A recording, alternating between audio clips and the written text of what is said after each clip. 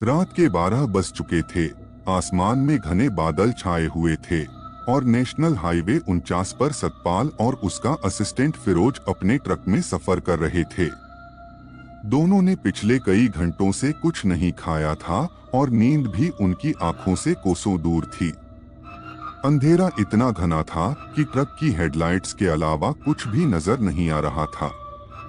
सड़क वीरान और सुनसान थी, जैसे वहां कोई इंसान कभी आया ही न हो।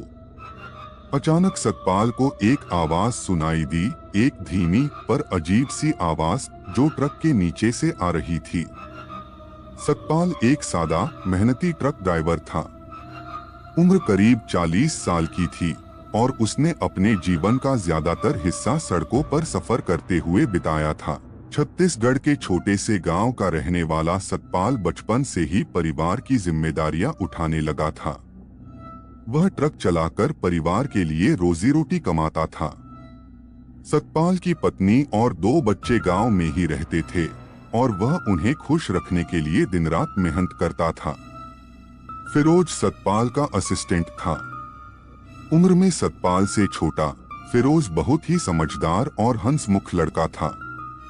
वो सतपाल को अपना बड़ा भाई मानता था।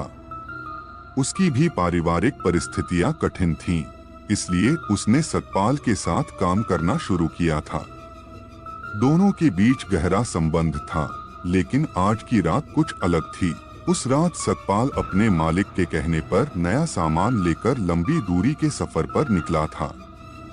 वो थका हुआ था, लेकिन काम को मना नहीं कर सका। फिरोज ने भी सतपाल के साथ जाने का फैसला किया। ट्रक में बड़ा सामान लोड करके दोनों NH 49 की ओर निकल पड़े। यह सड़क छत्तीसगढ़ की सबसे खतरनाक सड़कों में से एक मानी जाती थी, जहां दूर दूर तक कोई गांव या इंसान नहीं दिखते थे। जैसे जैसे रात बढ़ती गई, सतपाल को अजीब सी बेचैनी महसूस होने लगी। फिरोज उसे बार बार समझाता कि सब ठीक है, लेकिन सतपाल के चेहरे पर डर साफ नजर आ रहा था। रात के करीब 3 बजे अचानक ट्रक की हेडलाइट्स बंद हो गईं। सतपाल ने तुरंत ट्रक रोका। दोनों ने उतरकर देखा, लेकिन कोई समस्या नजर नहीं आई।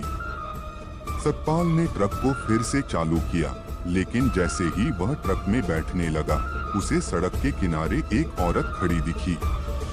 उसका चेहरा सफेद, बेहद धुंधला और उसकी आंखें अजीब सी चमक रही थीं। सतपाल की नजरें उससे टकराईं और तभी उसकी रूह कांप उठी। फिरोज ने जब औरत को देखा तो उसके भी होश उड़ गए। वो औरत जैसे कुछ कहना चाह रही थी, लेकिन उसकी आवाज सुनाई नहीं दे रही थी।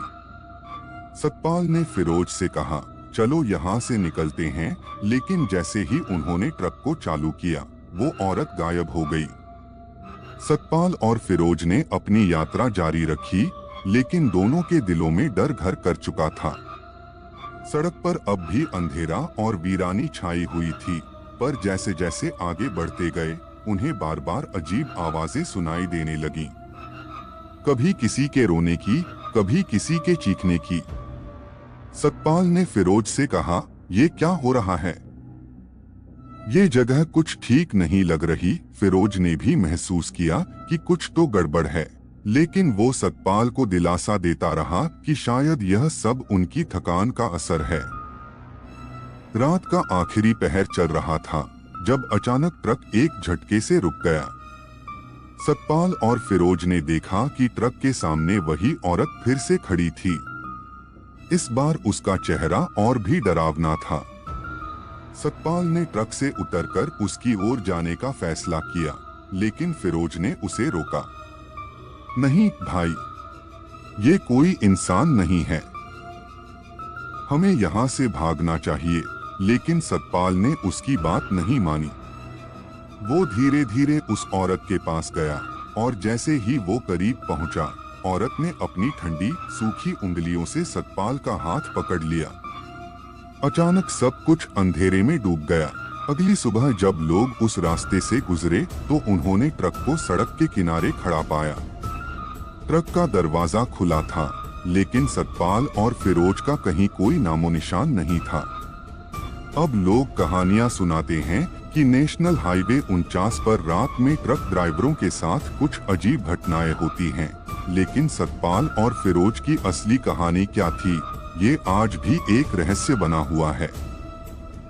क्या हुआ होगा सतपाल और फिरोज के साथ? क्या वो सच में उस भूतिया औरत का शिकार बन गए, या फिर यह महज एक भ्रम था? जानने के लिए आप खुद सोचिए। शायद अगली बार आप भी उसी रास्ते से गुजरें और इस रहस्य का सामना करें।